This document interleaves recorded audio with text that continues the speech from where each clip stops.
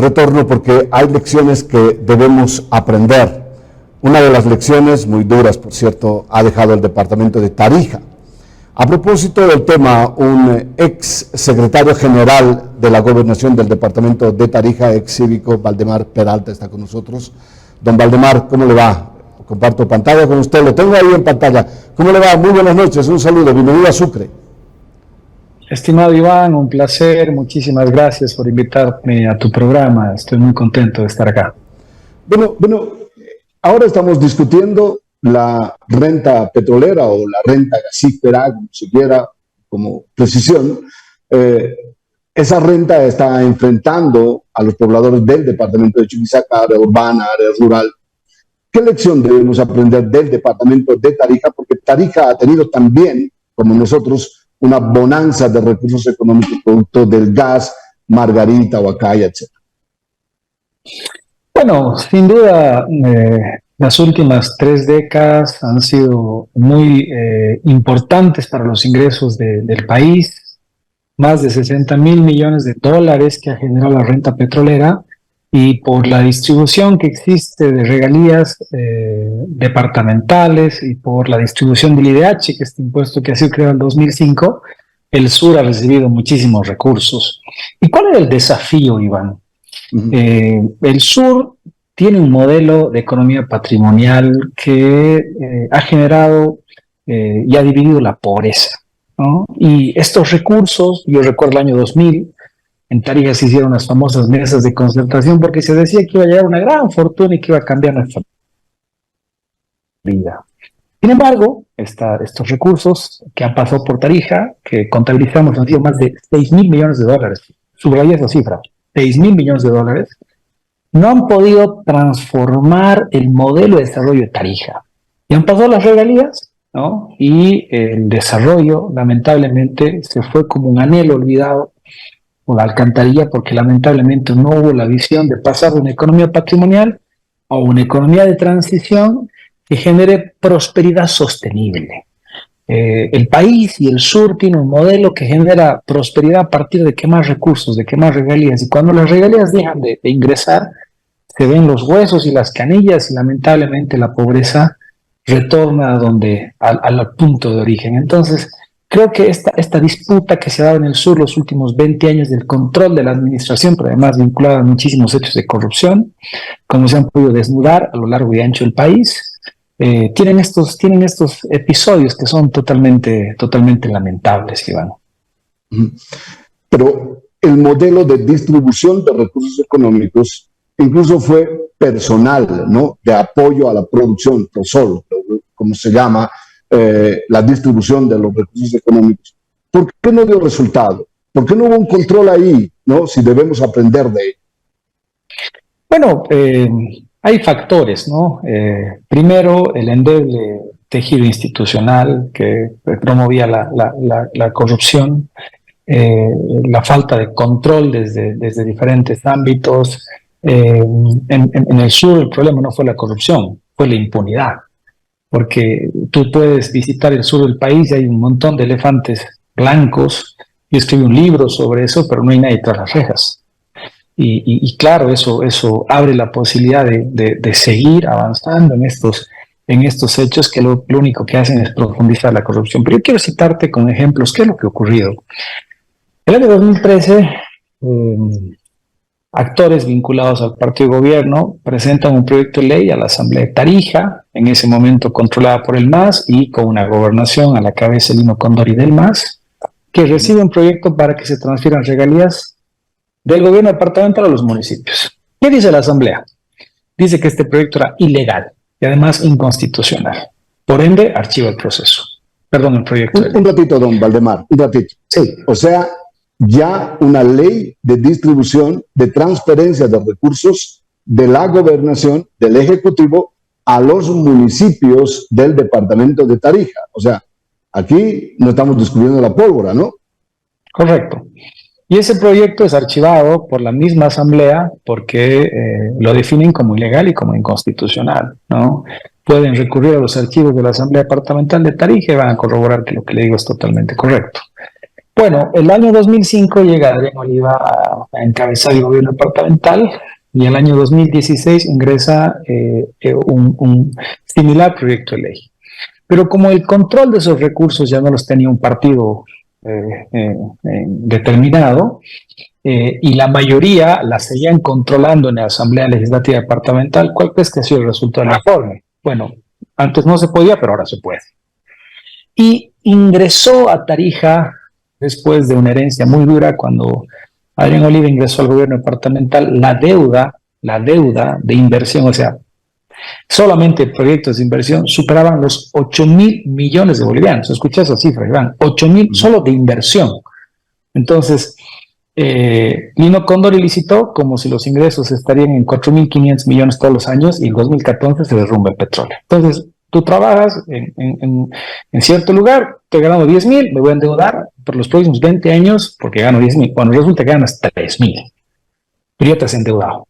Entonces, Adrián Oliva hizo una cirugía financiera. El año 2021 se entregó a la gobernación con 800 millones de deuda cuando eran 8.000. Pero lo más grave es que además de tener esa pesada deuda, se presentó este proyecto de ley que agravaba la situación financiera del gobierno departamental. Entonces, esto no es nada nuevo, pero además aquí hay altísimos componentes políticos y te los quiero explicar por qué, para que ojalá no se repita esto en Chuquisaca. Si X persona es candidata, ya sea alcalde, a gobernador o a presidente, expone un proyecto, una visión de departamento, de país, de municipio que tiene ciertas características. Y el elector, haciendo uso de sus derechos políticos, vota por una visión, por un proyecto político. Y para que esa persona, con esa visión, administre sus recursos. Y el departamento de Tarija en ese momento votó por Adrián Oliva y ahora votó por Damián Condori para que se plasme en recursos su visión. Si yo le estoy restando los recursos al gobierno departamental porque las regalías, abro paréntesis, son ingresos departamentales.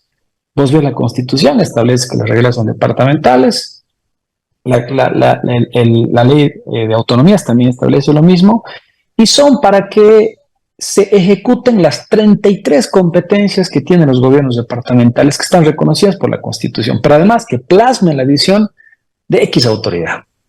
Si yo le estoy dando esos recursos y transfiriendo a otro nivel de gobierno, no estaré desconociendo la voluntad popular. La gente ha votado porque confía en un plan de gobierno de X o Z persona, más allá de los colores políticos. Entonces, esto tiene componentes muy, muy complejos. Pero además, otros antecedentes que podrían haber abierto un montón de posibilidades, que esto no es nuevo. Por ejemplo, Iván, el año 2007,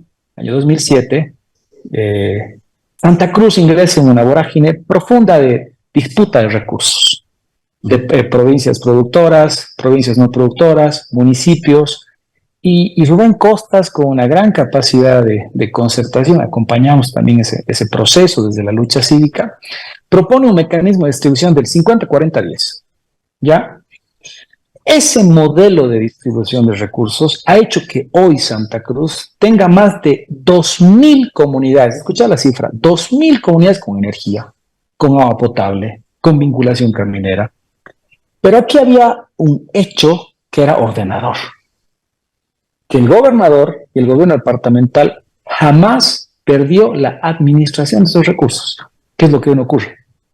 Entonces, si el interés era que Huacaya, que Tarbita, en el caso de Tarija, de que el puente de San Lorenzo y Yacuiba generen desarrollo a partir de las regalías, había que haber establecido una norma que define esos recursos, dónde iban a ser ejecutados, pero de ninguna manera obligar la transferencia para la ejecución de otro nivel de gobierno. No sé si me dejo entender. Sí, lo que está claro, lo que acabo de decir con Isaac Tejerina hace un instante, es quién licita una obra, un camino, un poteo, electrificación. El problema está en quién hace el porcentaje, quién se queda con el porcentaje de la licitación, y eso parece que eso también está en disputa en el área rural del departamento de Chuquisaca. Una pena, ¿eh? Esos son temas altísimamente delicados, ¿no? Hay mucho por escribir en el sur de lo que ha sido la administración de las de las regalías, ¿no? Aquí hay una canción muy coloquial en Tarija, ¿no? Las regalías están regadas en lindas casas y en lindas farras, ¿no? Y el camino al Chaco hoy no se acaba. Y hemos pasado 6.000 millones de dólares. Pero además, Iván, se rompe un principio básico que es la planificación integral. Si el día de mañana tres municipios... Hoy día hablé con Germán Gutiérrez, hablé con Óscar Montero, un planificador de primera línea. Decía, bueno, planifiquemos el desarrollo. Tal vez Huacaya necesita no el 50%, tal vez necesita el 99%, pero producto de una planificación. Lo que no hay, hemos perdido el sentido, es la planificación. Adelante, por favor, Valdemar Peralta. Por supuesto, si tienes 3 municipios conexos, ¿no? Y necesitan hacer un plan de riego, es que no vas a decir, che, yo voy a hacer una mini presa aquí con mis 3 millones, vos haces otra mini presa allá y vos otra mini presa allá. Y hagamos mini conductos. Entonces, está jalada los cabellos. Tú traes cualquier consultor de cualquier país, te va a decir, ustedes están haciendo una barbaridad. Y la que se lastima es la población y la ciudadanía, pero además bajo ningún criterio de equidad de distribución, ¿no? Nosotros hicimos en Tarija, con la ayuda del PNUD, algo que se llama el índice de pobreza multidimensional, ¿ya? Que es algo mucho más avanzado que el censo. Lo hicimos con las Naciones Unidas, con Luciana Mermet, y lo hicimos con la Universidad de Oxford. ¿Qué te dice eso? Te dice que hay nuevos mecanismos para medir ¿cuán pobre es uno? Uno es pobre ya no solamente no tiene plata, sino porque el acceso a la salud es deficiente, sino porque la calidad de educación de mi comunidad es deficiente. Pero además el acceso a las vacunas es deficiente. Entonces, en algunos lugares será más, en otros será menos, y tienes que tener políticas de provisión de bienes y servicios que busquen el equilibrio. Por eso se hacen las normas básicas insatisfechas y se hace la asignación de presupuestos. Aquí no importa nada, a ver, todos a formar los soldados, 3 pesos a cada uno y pilla lo que tenga. Para. Yo en mi casa tengo 8 hijos, yo no tengo hijos, yo estoy solo, no importa. Entonces, es increíble que tú tengas que distribuir 3 millones en el caso de Chuquisaca para 3.000 habitantes y 3 millones para 250.000 habitantes. Entonces, creo que es clave reencaminar esto, hacerlo de manera seria, por un motivo muy sencillo. Los recursos naturales son recursos finitos. Yo escuchaba, y era increíble lo que escuché ayer, el ministro diciendo que Evo manejó mal la política hidrocarburífera de este país. Algo que nunca pensé escuchar. ¿Y sabes por qué, Iván? Porque las regalías se están acabando, porque el gas se está acabando, porque no había más de gas. Estamos rozando la olla. Y lo poco que nos queda. Y quiero terminar con dos temas más que creo que son muy importantes. Los gobiernos departamentales manejan el 3% de la plata de este país, los gobiernos municipales el 7%. Ya, la Constitución dice que toda transferencia de competencias tiene que estar acompañada de la fuente de los recursos. ¿Quién maneja el 90%? El nivel central. El Estado. ¿Por qué los municipios no le piden al nivel central? ¿Por qué le piden al que tiene 3%? Entonces, estamos en etapa 5 del pacto fiscal. Habría que esperar los resultados para avanzar en una distribución más equitativa, pero no antes de hacer una cosa de estas. Y fundamentalmente porque se rompe la planificación de la prioridad. Entonces, lamentablemente, en el caso de Tarija, cuando ocurrió esto, se paralizaron un centenar de proyectos y venían las comunidades y nos decían, señores, aquí está el presupuesto, ¿no? Sí, aquí está su camino, ¿no? Sí, aquí está mi camino. Bueno, le cuento que me quitó el 50%. Y ese dirigente, esa persona, después se daba cuenta la barbaridad que había ocurrido. Entonces, ojalá esto se pueda recomponer más allá de los apasionamientos, de las líneas políticas. Hemos hecho mal las cosas como familia, hemos tenido una pelea durísima entre azules, verdes, rojos, naranja. Nos sentemos, ya no va a haber gas. El gas es una prosperidad no sostenible. Y la poquita plata que tengamos, generemos un nuevo desarrollo que saque lo mejor del sur en este bicentenario. Ese es el triste testimonio de Tarija, querido Iván. Sí, un abrazo. Hay una moraleja que debemos aprender. Si no aprendemos de esa moraleja de nuestros vecinos, además durante los años 70 y 80 ya hemos pasado esto y lo hemos pasado de manera triste. Un abrazo, Valdemar. Gracias por estar con nosotros. Gracias por estar. Un placer, Iván. Cuídense mucho. Muchas gracias. Valdemar Peralta, ex cívico, ex secretario general de la Gobernación de Tarija. Hay mucho que aprender de esas malas lecciones dadas en el departamento de Tarija. Planificación.